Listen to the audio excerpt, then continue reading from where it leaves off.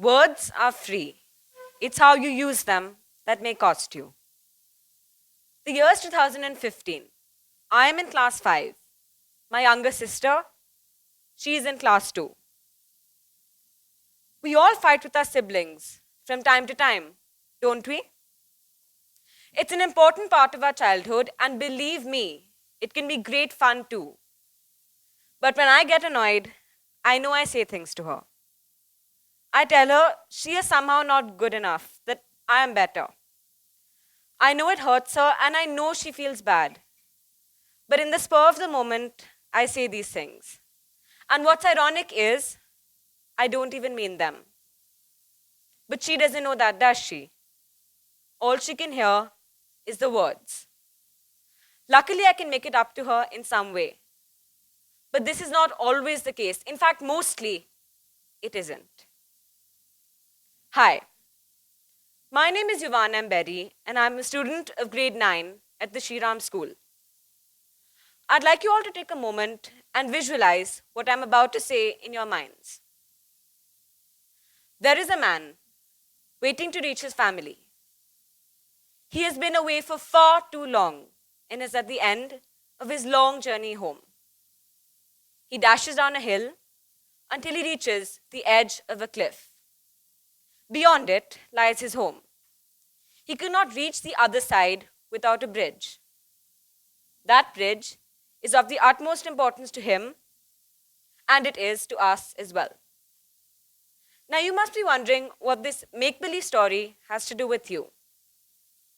Well, that man, standing on one side of the cliff, waiting to go back to where he belongs, that man is our thoughts. The other side of the cliff, his home, is our reality. What then is the bridge? The bridge is our words. They transform our thoughts into a reality. Words deliver our ideas to other people. Without words, in fact, this talk would not even be happening. So we know words are important. They communicate to the world how we see our lives, ourselves, and others. But more importantly, words are our greatest weapons. In themselves, they are neutral. However, it is the usage that holds the real power. That is, to build people up, confine them to where they are, or worse, break them down. At this point, let me share a short story with you. There was once a boy who lived in Germany. He grew up leading a mostly ordinary life.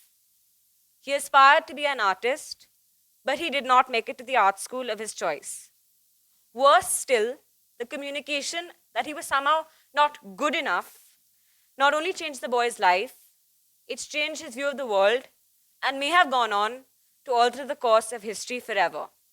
Can any of you guess who this boy was? Anyone? Yes. Well, this boy was Adolf Hitler, a name which all of us present here are familiar with, a name which most of us believe caused World War II. And I believe, in some part, it was the words that put him down that caused him to resent and hate, and that triggered what followed. Just the most terrible war in all of history. Japanese scientist Masaru Emoto drew our attention to the fact that sound vibrations travel through water 4 times faster than they do through open air. Now, given that our bodies are over 70% water, think about the speed with which negative words travel within our bodies and the intensity with which they resonate in our cells, impacting our thoughts about our lives and the world around us. So we know words are important. Without doubt, they are. Even the words we speak to ourselves, words we repeat over and over again, slowly become our reality. Negative words such as can't, won't, never, act as limitations in our lives and prevent us from living up to our true potential. We may miss out on so many opportunities just because of the words which come in our way.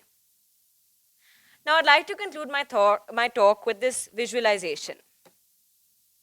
Imagine this blank sheet of paper in my hand is someone's mind.